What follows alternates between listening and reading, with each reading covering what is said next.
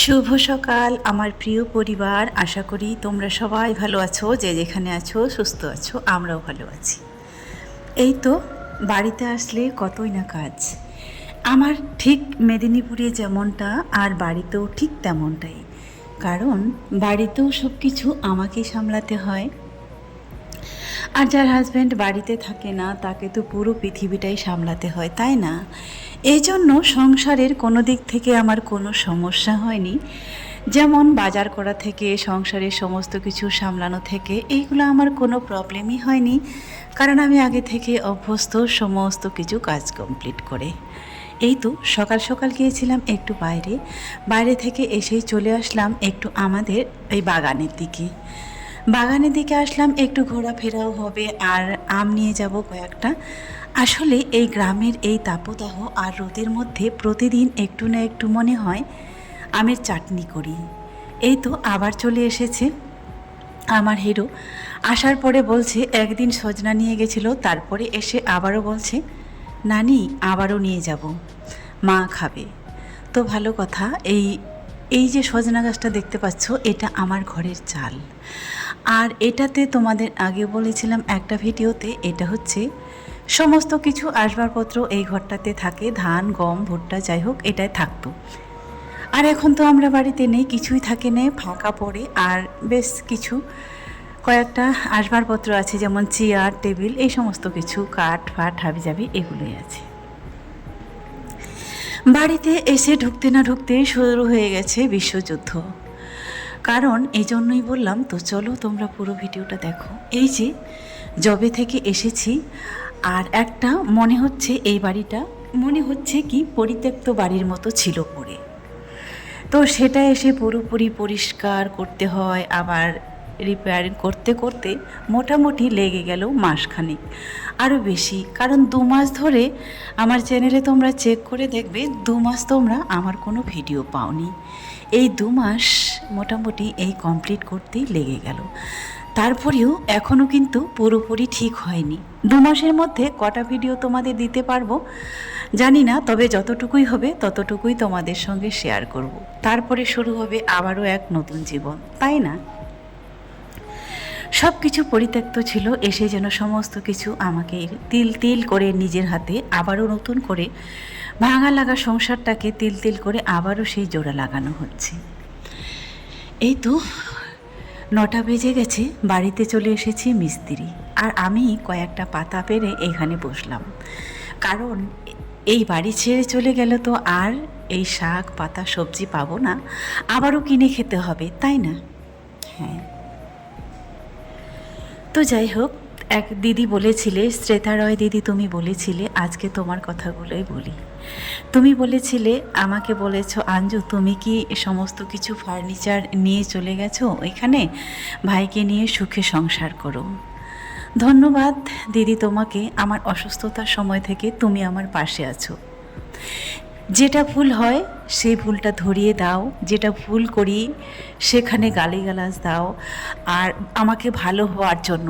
হ্যাঁ, যারা আমাকে ভালোবাসে, যারা বড় দিদির মতো, তারাই তো শাসন করে, তাই না? তুমি আমাকে অনেক ভুল ধরিয়ে দিয়েছো, খাওয়ার দিক থেকে, কোনো কাজকর্ম দিক থেকে কোনো ভুল করলে অনেক বলেছো। এই যে দিদি তুমি বড় দিদির মতো হয়ে যে পাশে আছো, কি বলে যে তোমাকে বলবো কোন ভাষাতে, তাহলে তুমি বুঝতে পারবে। তো যাই হোক দিদি, তুমি যেটা জানতে চেয়েছো সেটাই বলি। এই তো শুরু হয়ে গেছে রান্না।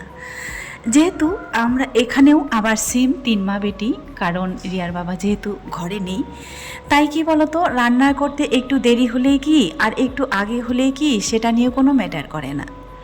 আর বাচ্চাগুলো তো সেখানকার মতোই খায়, ওই সকালবেলা হয়তো মুড়ি খেয়ে নিল, 2টোর দিকে ভাত খাবে। তো যেটা তুমি বলেছিলে, তো এটাই বলি চলো। আসলে দিদি ওইখান থেকে কোনো ফার্নিচার কোনো কিছুই আনা হয়নি আর নিয়ে আসিনি। আমি এসেছিলাম বাড়িতে ভোট দিতে।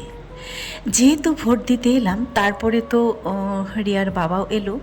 তারপরে যাই হোক, আমাদের মধ্যে যে একটা প্রাইভেট একটা মিউচুয়াল হলো, কি করব না করব, তারপরে এই তো থেকেই গেলাম আর রয়ে গিয়েছি। আর প্রতিদিন সে আমাকে দেখতে আসে। এই তো তো চলো, তারপরে কি বলো তো, তারপরে আমাদের মধ্যে আমরা যেটা সিদ্ধান্ত করেছি, বাচ্চাগুলোর তো এখনও পড়াশোনা কমপ্লিট হয়নি, আর আমি তো বাচ্চাগুলোর পড়াশোনার জন্যই তো বাড়িটা ছেড়েছিলাম, তাই না? যে আশা নিয়ে বাড়িটা ছেড়েছিলাম, বাড়ি থেকে বেরিয়ে গিয়েছিলাম, সে আশাটা না হয় আমার পূর্ণ হোক। রিয়ার বাবা ঠিক এটাই বলেছে, যতদিন না বাচ্চার পড়াশোনা কমপ্লিট হয় আমাকে থাকতেই হবে, আর পড়াশোনা কমপ্লিট হয়ে গেলে পরে আবার আগের মতো বাড়িতেই থাকবো।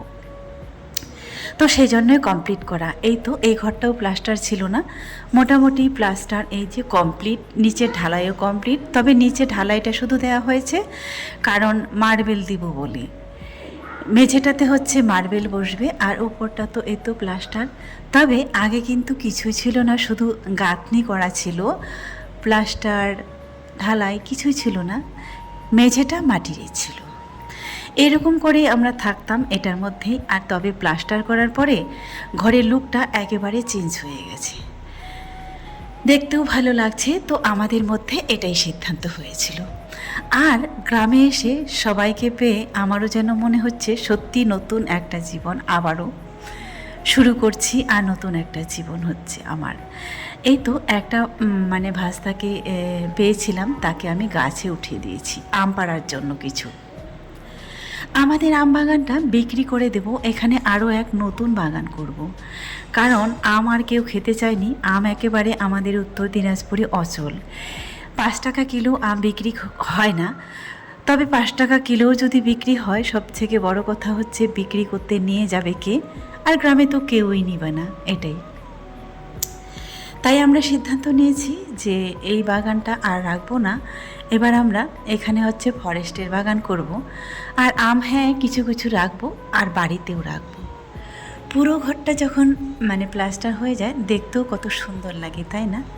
আর এই তো আমাদের বাড়ির পুচকুটা গিয়েছিল বিলে, আর বিল থেকে তার দিদিকে দেখানোর জন্য, রিয়াকে দেখানোর জন্য আমার ভাস্তা নিয়ে এসেছে এটা হচ্ছে মাখনার পাতা, আর এটা হচ্ছে মাখনার ফুল। তোমরা অনেকে দেখোনি, যারা যারা দেখোনি আশা করি এখান থেকে দেখতে পাবে। আর গায়ে যে অসংখ্য দেখতে পাচ্ছ ওগুলো হচ্ছে কাটা, আমি তো ভুল করেই হাতে ধরে নিয়েছিলাম, আর তারপরে দেখছি পুরো গায়ে কাটা।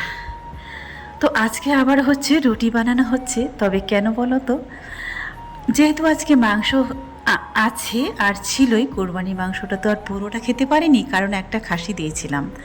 তো ওই খাসিটার মাংসটা তো আর একদিনে খাওয়া যাবে না, কিছু মাংস হচ্ছে রেখে দিয়েছিলাম।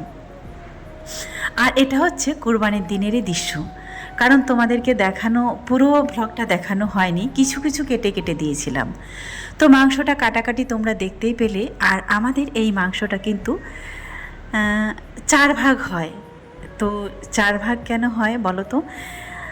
আমি এই মাংসটা 4 ভাগ হলে পরে আমি সঠিক বলতে পারছি না, 1 ভাগ আমরা হচ্ছে লোককে দিয়ে দিব মসজিদে। এবছরের নিয়ম বদলে গেছে, মসজিদে দিয়ে দিলাম। এবার মসজিদ থেকে যারা যারা যাকে দিবে সেখান থেকে গরিব দুঃখীদের সেখান থেকে দিয়ে দিবে।